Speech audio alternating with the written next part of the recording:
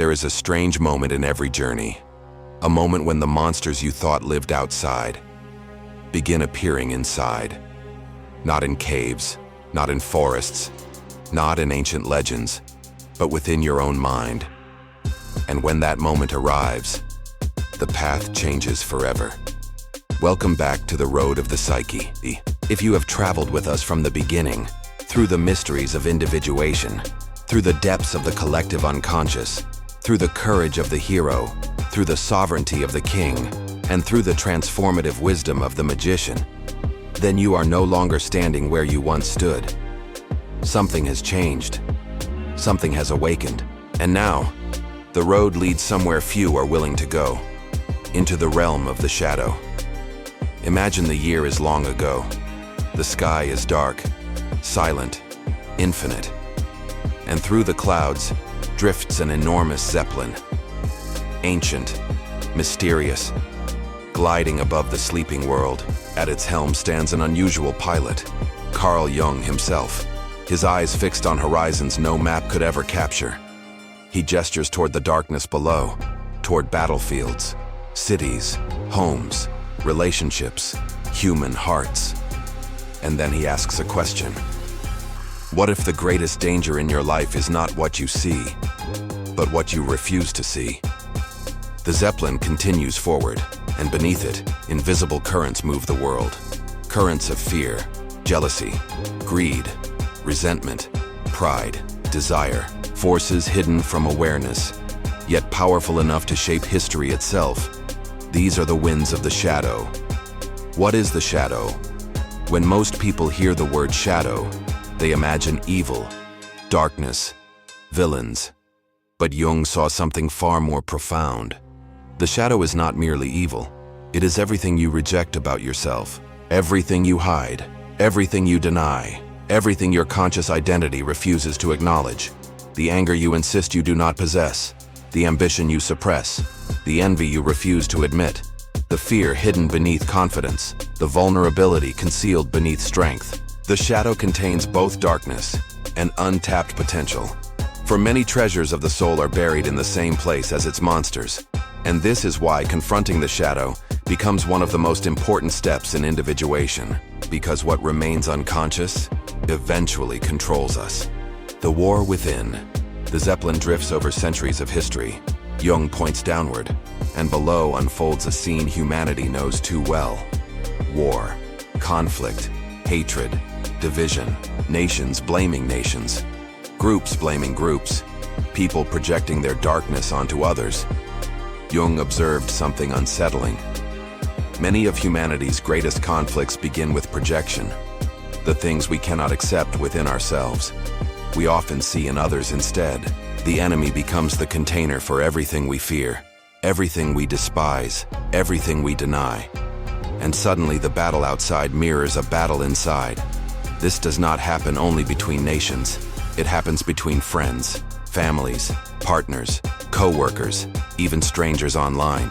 The shadow is ancient, and when left unconscious, it writes stories of conflict over and over again. The hero's next challenge. Earlier in our journey, we explored the hero. The hero battles dragons, faces adversity, crosses thresholds, returns transformed. But eventually, every hero discovers a terrifying truth. The final dragon is often within, not outside. Inside. Because courage is not only confronting danger, it is confronting yourself, looking honestly at your own contradictions, your flaws, your impulses, your hidden motivations. The hero fights monsters. The mature hero integrates them, and that changes everything.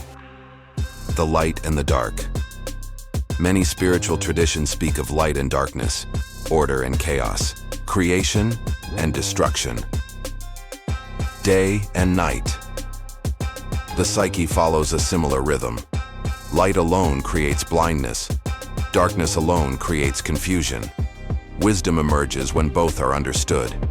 The goal is not to become perfect. The goal is to become whole. And wholeness requires awareness. The person who believes they possess no darkness becomes dangerous. Because unconscious darkness does not disappear. It simply operates unseen, like a current beneath the ocean. like a storm behind the clouds, like invisible winds guiding the zeppelin through the night, the secret gift of the shadow. But there is good news. The shadow does not arrive merely as an enemy. It arrives carrying gifts, hidden strengths, buried creativity, lost vitality, authenticity, courage, passion. Many people spend years suppressing pieces of themselves, only to discover that the very thing they feared contained their next stage of growth. The shadow guards the gate to transformation, and every meaningful journey eventually passes through that gate. As Jung's zeppelin continues across the night sky, the world below grows quieter.